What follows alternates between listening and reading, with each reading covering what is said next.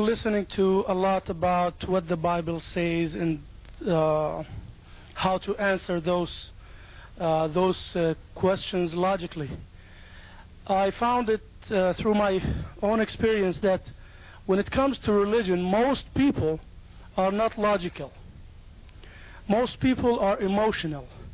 They go with what they feel good about, something that touches soft points in their hearts, and the logic comes secondary.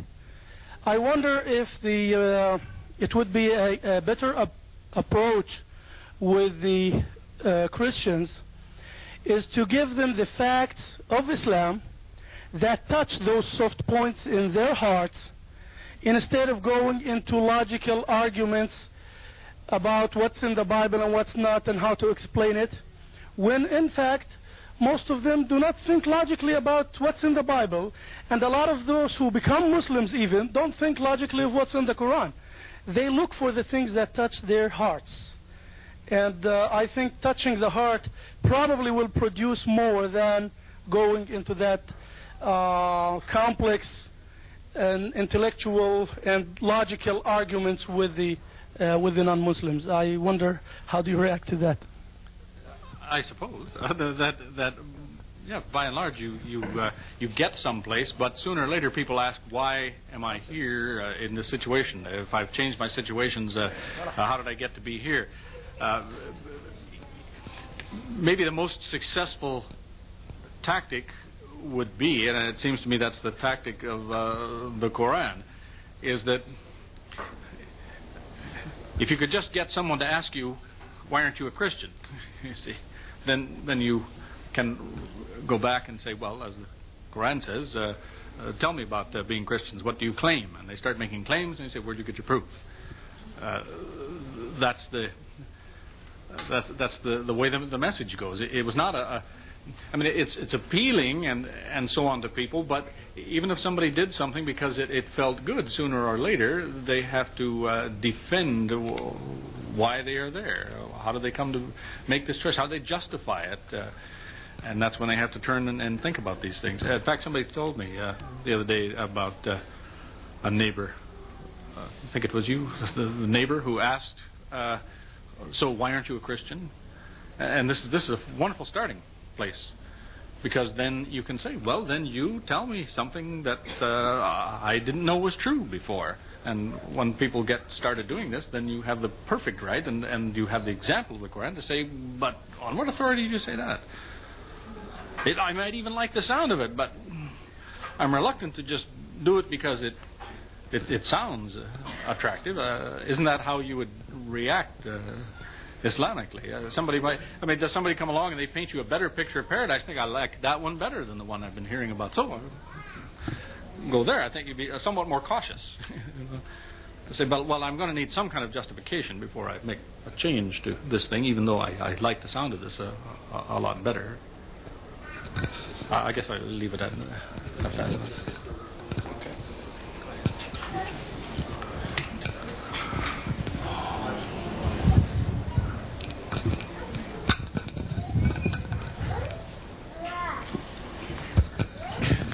I wanted to elaborate on what the brother said about the emotional standpoint, and I am a Muslim who was a convert from Christianity, and I find that a lot of people who are Christians that I've experienced want to know the truth, and that they are not in emotional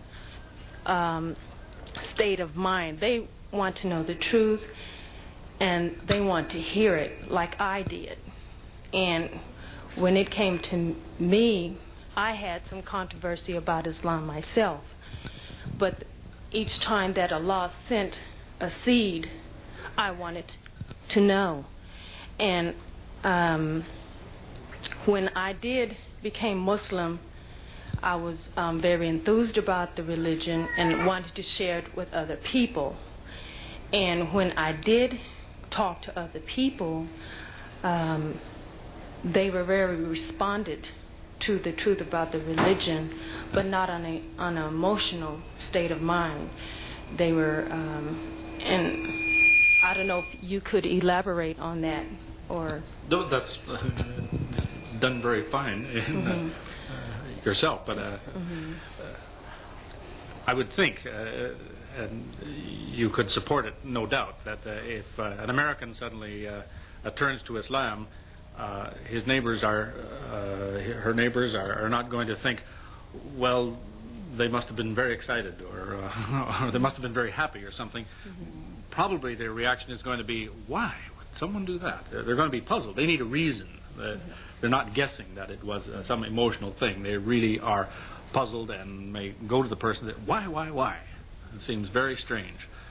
And then you have a wonderful opportunity, because now people are asking you questions for which you really have answers. Your response is not going to be, oh, it was just so nice.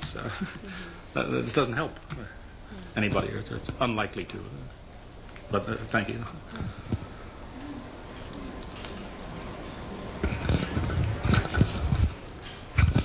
Could you tell us about your personal experience? It was so long ago, I don't...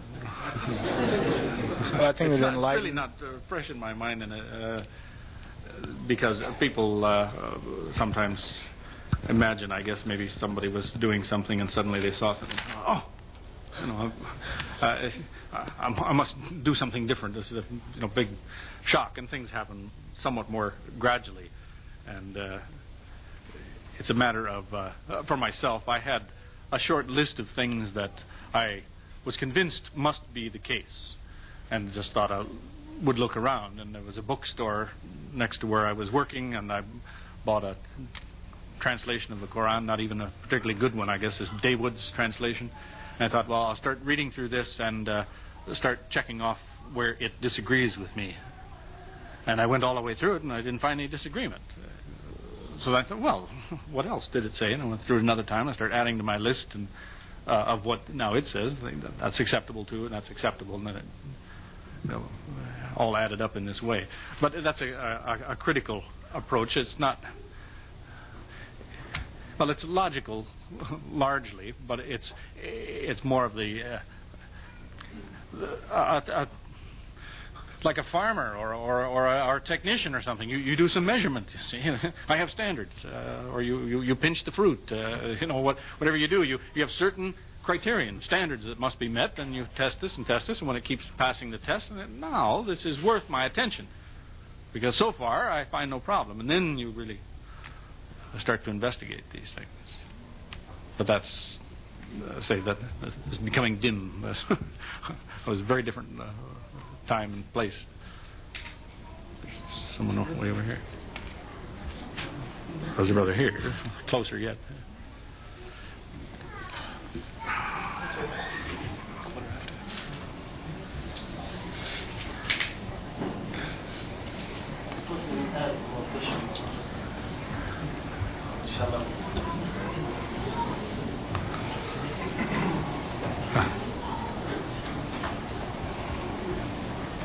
My question regards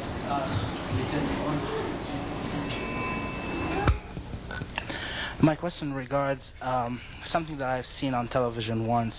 It seems that every few years there's some kind of theological convention regarding many of the Christian theologians, many priests, many doctors of theology.